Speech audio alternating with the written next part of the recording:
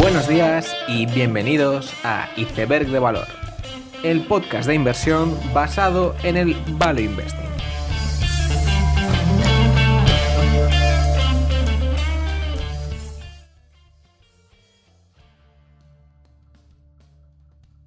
Bienvenidos los seguidores de Steve Jobs, Jeff Bezos, Mark Zuckerberg y Pónima. Bienvenidos a Iceberg de Valor.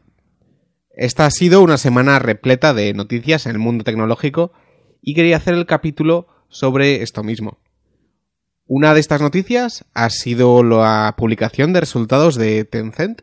Para los que no lo sepan, Tencent es la compañía que es propietaria de WeChat, que es conocida como la Facebook de China. Sin embargo, es mucho más. De hecho, la mayoría de los ingresos de Tencent son por videojuegos y no sé si es la mayor compañía de videojuegos del mundo, pero sí que tiene ventas mayores que EA Games, Ubisoft y otros. Los resultados habían sido muy buenos año a año, donde de hecho los beneficios aumentaban un 100%, pero la verdad es que cuarto a cuarto se mantenía respecto a Q3, y esto era básicamente porque la serie de videojuegos que habían sacado en este trimestre había sido más floja que en otros, y por eso el mercado tampoco lo cogió como una buena noticia, y de hecho es una acción que estuvo bajando un 3% ese día. Y además a ello se unió que justo el jueves Naspers dijo que iba a vender 10.000 millones de acciones de Tencent, lo cual hizo que la cotización bajara un 10% y que ya estuviera en precios más interesantes Tencent. Para los que no lo conozcáis, Naspers es una compañía de capital riesgo que invierte a lo largo del mundo en pequeñas empresas. Se centra mucho en negocios online, especialmente en páginas de compra-venta, y curiosamente fue la compañía que descubrió Tencent cuando apenas era una compañía bastante pequeña en China, y probablemente ha sido la mejor inversión de capital riesgo de la historia, donde creo que la inversión se revalorizaba un 600.000%. Naspers es una conocida de la comunidad value española, donde sabemos que muchos fondos la llevan porque lo que ocurre en Naspers es que la valoración de sus acciones de Tencent es mayor que su capitalización bursátil. Entonces hay un gap donde, básicamente es un arbitraje para comprar Tencent más barato, y el CEO de Naspers ha dicho que está ya un poco preocupado por este diferencial, y por ello se ha puesto a vender o ha vendido las acciones de Tencent. Por otro lado, una de las noticias más sonadas ha sido la del accidente del coche autónomo de Uber. Ha sido, de hecho, el primer fallecimiento de un peatón provocado por un coche autónomo. Es verdad que ya había habido fallecidos con el coche de Tesla cuando iban en modo autopilot y cuando iban como conductores, pero sí que ha sido la primera vez que ha sido el peatón el que ha fallecido. Uber ha publicado el vídeo donde se puede ver todo lo que se vería por la parte frontal del coche, y donde se ve que en la circulación del coche durante la noche se ve en un momento, en un par de segundos, donde sale una persona que va en bici y se le atropella en básicamente 2-3 segundos. La primera reacción viendo este vídeo es que, uno piense que una persona que conduciera ese coche tampoco la detectaría y probablemente hubiera ocurrido igual. Puede ser, y esto no lo niego, aún así hay un par de aspectos que hay que matizar. En el vídeo que publica Uber se ve la persona que se acerca justo en los momentos finales. Sin embargo, el contraste de luz que pudiera haber en ese momento y lo que captura la cámara, pues puede haber divergencias que, claro, lleva a pensar que realmente solo se veía en el último momento, mientras que quizás una persona sí que lo podría haber llegado a ver desde el coche. Por otro lado, y yo creo que es la duda más importante, es por qué esa persona no se detectó. Porque precisamente el coche autónomo está para evitar esto. El coche de Uber, al contrario que el de Tesla, y como el de la mayoría de los fabricantes, tiene un equipo LiDAR, sensores LiDAR, además de otros sensores frontales. Un sensor LiDAR es un sensor que suele ir en los techos de los coches autónomos, que permite mapear el espacio en 3D, de forma que tú puedes detectar todo objeto que pase por ahí, haya luz o no haya luz, porque el propio sensor lanza un haz que precisamente está en una longitud de onda que la cámara tiene un filtro que solo captura esa longitud de onda, de modo que tú ves el espacio en milímetros en el espacio 3D. Entonces, ese sensor tuvo que ver a esa persona, y no es que sea un sensor que vaya muy despacio, sino que va a 100 hercios y tienes resultados al instante.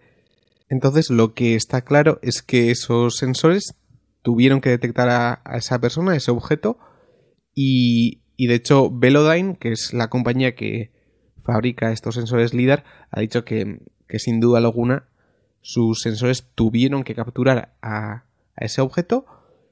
Entonces, lo que falló fue el programa de Uber, que básicamente detectó pues unos 3-4 segundos antes del impacto un objeto y no mandó frenar al coche, y de hecho ese dato sí que se tiene, que el coche no frenó. Por lo tanto, si bien es verdad que el vídeo, bueno, pues parece que da a pensar que era inevitable el accidente, yo creo que puede llevar a problemas a Uber, sin duda alguna, porque sí que hubo errores en su programa. Otra pregunta es si realmente este accidente es importante estadísticamente. Yo creo que eso no se va a tener en cuenta, y de hecho va a ser la excusa perfecta para hacer regulaciones bastante más duras sobre el coche autónomo. Si tomamos los datos de accidentes en Estados Unidos, nos sale que la media de millas recorridas por persona son 13.476 millas por persona al año.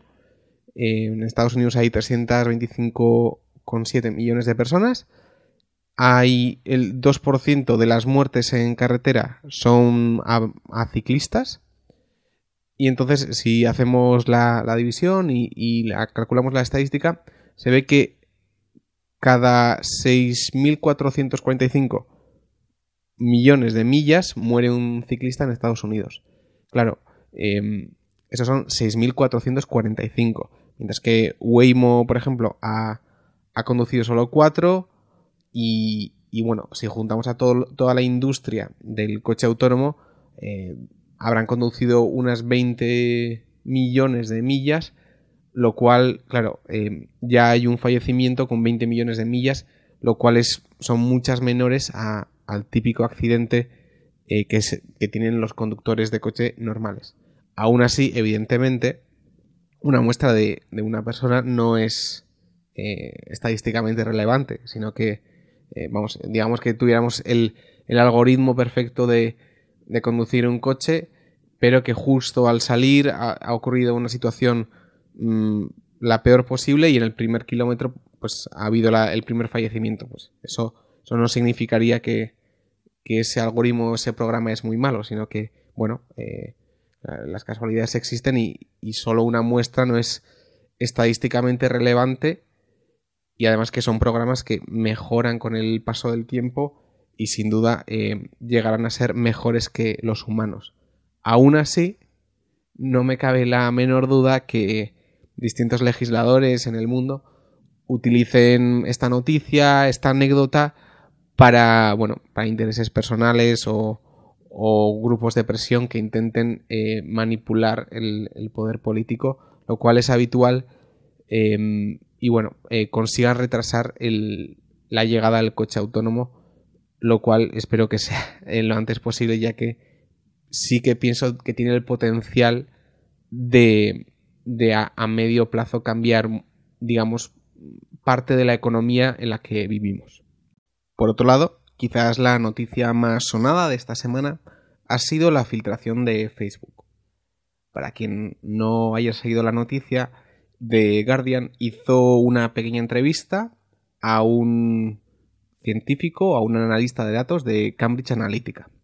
Cambridge Analytica es una compañía de análisis de datos que precisamente ayudó a Steve Bannon y un poco a la campaña de Donald Trump desde Facebook a hacer micro-targeting de diferentes noticias, algunas verdaderas y otras falsas, para poder persuadir o condicionar a las personas para que votaran una cosa u otra. En concreto, lo que hizo Cambridge Analytica fue usar una aplicación que había diseñado otra persona que era capaz de, con el permiso de una sola persona, acceder a todos los perfiles de sus amigos. Esta es una práctica que Facebook ya prohibió en su día, en el 2015. Sin embargo, los datos obtenidos por esta aplicación no fueron borrados y Cambridge Analytica pudo utilizar estos datos para hacer microtargeting de noticias muy concretas con el objetivo de persuadir a la gente a un lado u a otro mediante noticias más o menos verdaderas o falsas. Yo creo que hay que intentar diferenciar dos puntos. El primero es que, si una persona da permiso a que se acceda a su perfil, pues no parece correcto que una aplicación tenga acceso al perfil de sus amigos si ellos no han dado ese permiso. Y puedo entender que esto acarre cierta polémica y cierto revuelo. Como digo, Facebook ya eliminó esta práctica y se entiende que más adelante no se va a poder hacer. Además, si había algún acceso a mensajes privados, etcétera, yo creo que Facebook no debería hacer esas prácticas porque a largo plazo sí que puede minar la confianza de la gente el que de alguna forma se sepa que sus mensajes privados o perfiles se puedan utilizar para sacar información. Eso es un aspecto. Sin embargo, lo que creo que debería ser evidente en este tema es que cuando tú estás en una red social tienes que asumir, y me parece lógico, que tú lo que des like o lo que pongas en tu muro, Facebook lo vaya a utilizar para, hacer publicidad, vender publicidad a otros y hacer microtargeting. Creo que de alguna forma la gente asume eso y sabe que, no paga ningún dinero, pero evidentemente sus datos se van a usar y que su muro de Facebook no es suyo en propiedad, o sea, es de Facebook. Entonces, lo que quiero decir con esto es que parece que a la gente se le deben muchas cosas y que Facebook debe a la gente muchas cosas cuando realmente no es así.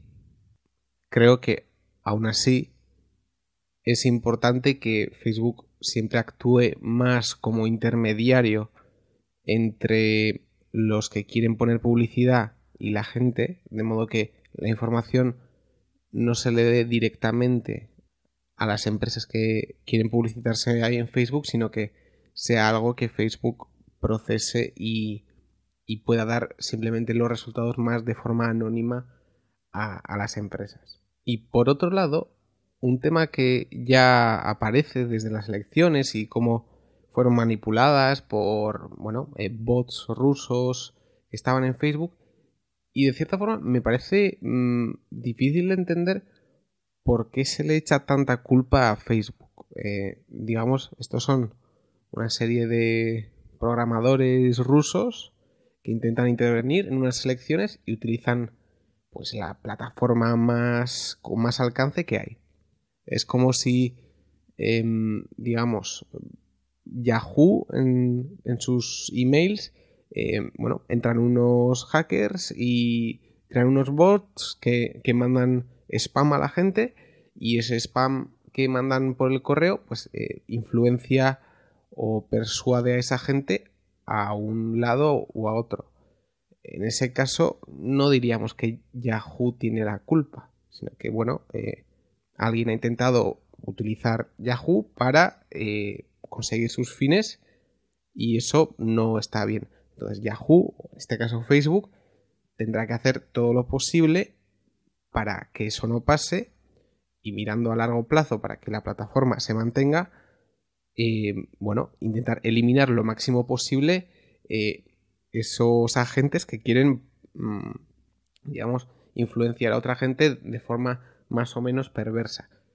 Vale, pero ahí digamos que Facebook no es el agente, sino que, Facebook hace lo que puede para que cierta gente no influya en otra. Y entonces lo que parece es que a la gente se le debe que no se le persuada de alguna forma, cuando realmente es la propia gente la que comparte cosas e intenta influir en otras personas, incluso políticamente.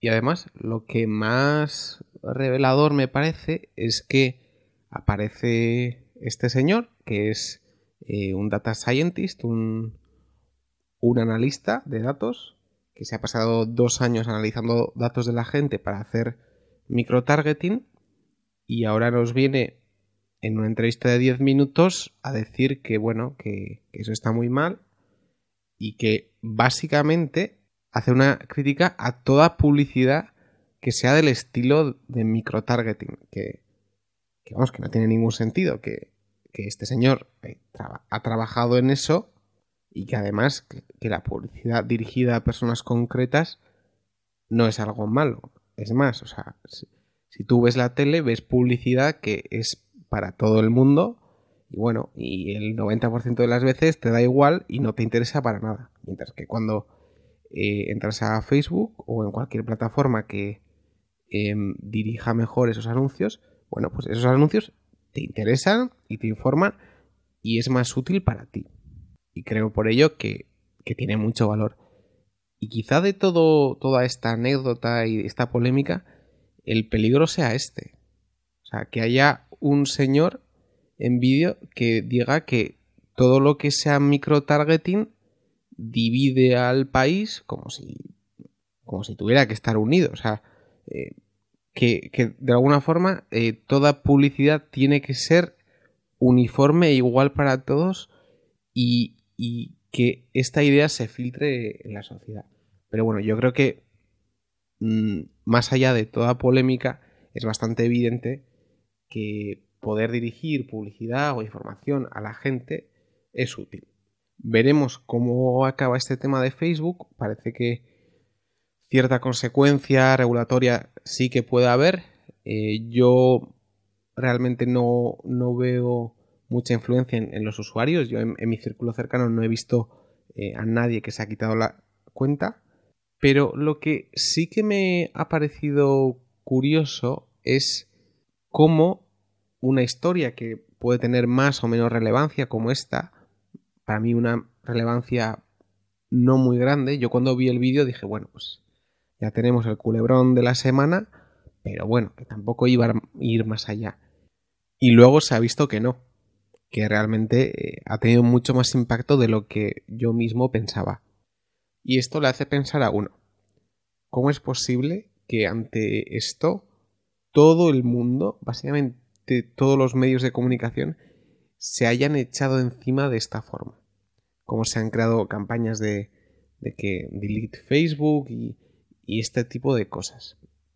Y todo el tiempo, pues, desde una perspectiva de moralidad superior, ¿no? De virtue signaling, no, es que tus datos son tuyos y es algo súper importante para ti, cuando realmente, si os fijáis, o sea, muchas veces cuando una aplicación te pide permiso para que acceda a tu muro, te dice, esta aplicación va a acceder a tu muro y va a ver tu contenido.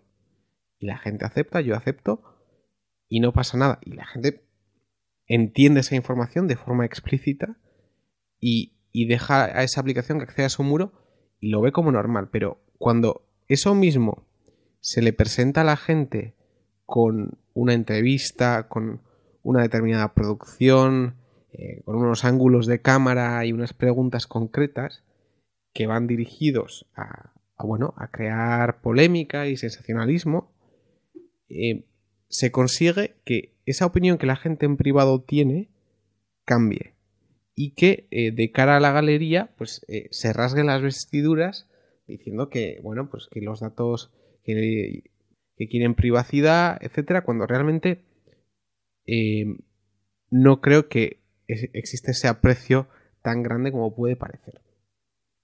Y como digo, es cuanto menos alarmante cómo todos los medios se han lanzado y esto le hace a uno pensar, ¿no? ¿Cómo es posible que todo el mundo se haya lanzado de esta forma y tantos medios de comunicación? Y ya es un tono que se lleva teniendo varios años en contra de Facebook.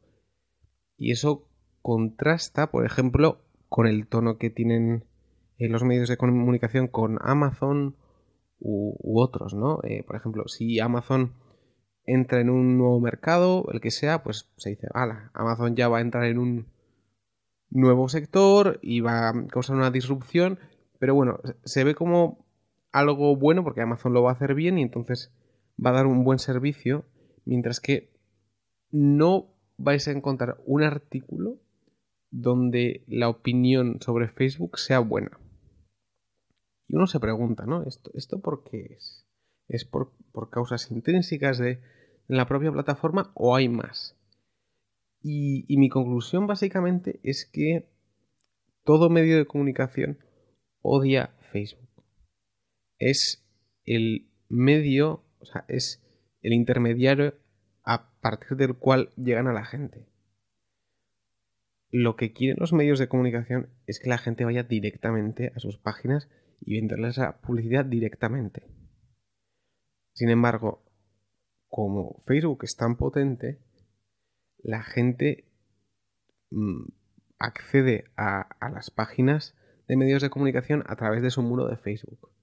Eso hace que estén al poder de Facebook y de su algoritmo de que si están más arriba o más abajo, si aparecen o si dejan de aparecer.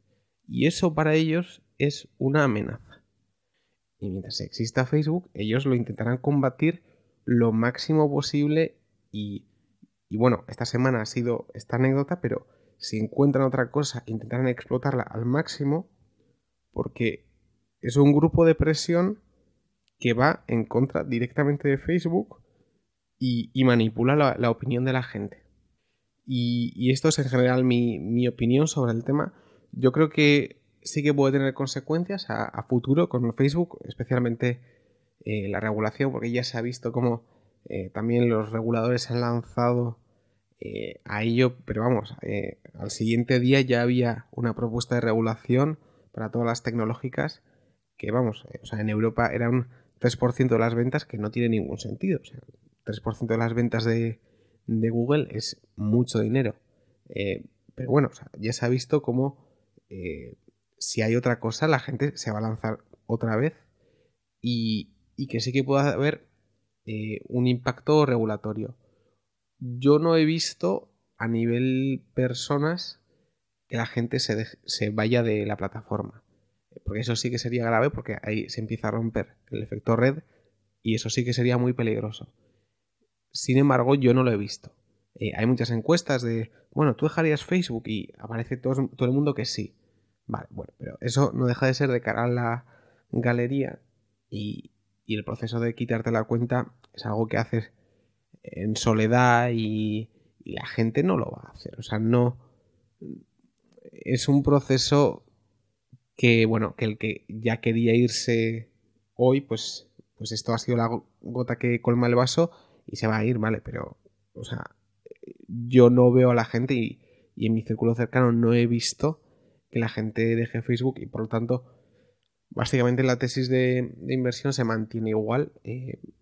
El riesgo regulatorio aumenta, pero todo lo demás se mantiene. Así que yo sigo viéndolo bastante bien. Y con estas noticias terminamos el capítulo de esta semana. Espero que os haya gustado. Soy consciente de que Facebook es un tema bastante conflictivo, incluso dentro del mundo value. Pero espero que esta visión os haya aportado algo. Nos vemos la siguiente semana y ya sabéis, seguid aprendiendo.